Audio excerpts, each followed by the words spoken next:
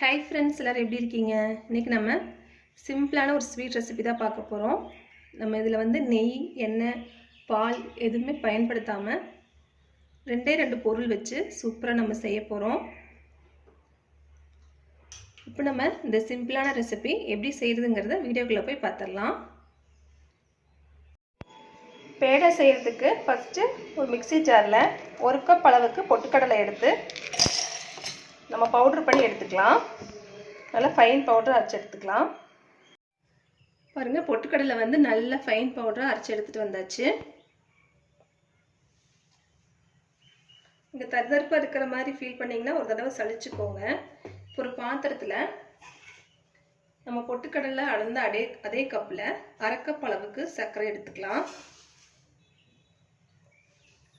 1/4 cup அளவுக்கு தண்ணி சேர்த்துக்கலாம்.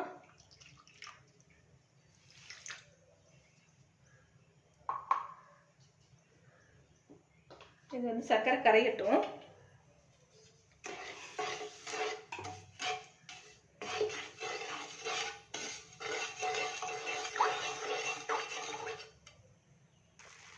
பாருங்க, சர்க்கரை வந்து நல்லா கரைஞ்சிருச்சு. இதோட பதம் பார்த்தீங்கன்னா இப்படி எடுத்து இப்படி நம்ம பார்க்கும்போது அந்த பிசுபிசுப்பு தன்மை இருக்கணும். இந்த ஒரு கம்பி பதம் வரக்கூடாது. இந்த ஒரு கம்பி பதத்துக்கு முன்னாடி ஸ்டேஜ். இப்போ நம்ம அடுப்பை வந்து நல்லா சிம் பண்ணிக்கோங்க. நல்லா குறைச்சிட்டு நம்ம இப்போ பவுடர் பண்ணி வச்சுருக்கிற பொட்டுக்கடலையை போட்டுக்கலாம். நல்லா கொஞ்சம் கொஞ்சமாக சேர்த்து கலந்து விட்டுக்கோங்க.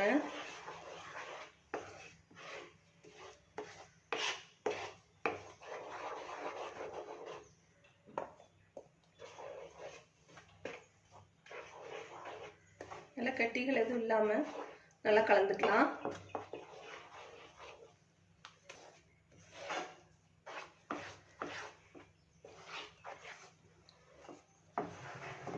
நீங்கள் இந்த ஸ்டேஜில் உங்களுக்கு எக்ஸ்ட்ரா டேஸ்ட் வேணும் அப்படின்னு நினச்சிங்கன்னா ஒரு 2 ஸ்பூன் அளவுக்கு நீங்கள் நெய் கூட சேர்த்துக்கலாம்.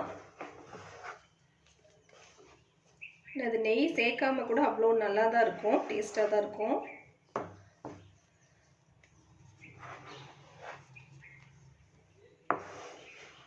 எல்லாம் சேர்த்து நல்லா மிக்ஸ் ஆயிடுச்சு.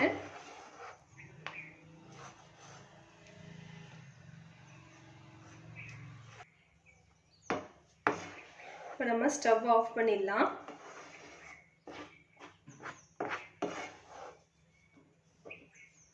இது வந்து கொஞ்சமாக ஆறட்டும்.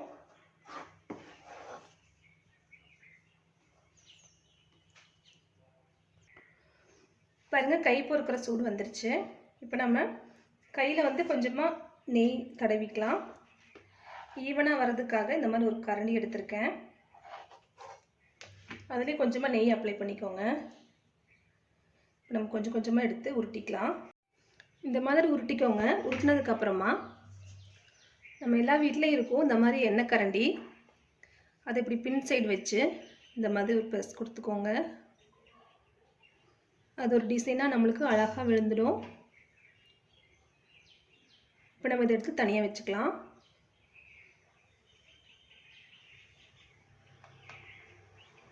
அதே மாதிரி நம்ம எல்லாத்தையும் பண்ணிக்கலாம்.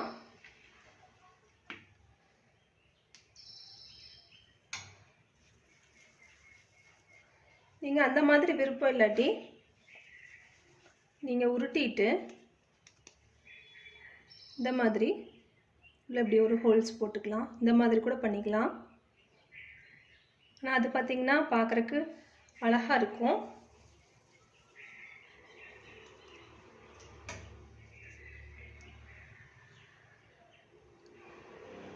அவ்வளோதான். மாதிரி எல்லாத்தையும் பண்ணி எடுத்துக்கலாம். பாருங்கள், நம்ம டேஸ்டியான ஸ்வீட் ரெசிபி சூப்பராக தயாராகிருச்சு. நீங்களும் கண்டிப்பாக இந்த ரெசிபியை ட்ரை பண்ணி பாருங்கள். ட்ரை பண்ணி பார்த்துட்டு எப்படி வந்ததுங்கிறத உங்கள் ஃபீட்பேக்கை கமெண்ட் பாக்ஸில் சொல்ல மறந்துடாதீங்க. எப்படி பிடிச்சிருந்தா லைக் பண்ணி, ஷேர் பண்ணி, கமெண்ட் பண்ணிக்கோங்க. மறக்காமல் நம்ம சேனலை சப்ஸ்கிரைப் பண்ணிக்கோங்க. தேங்க்யூ.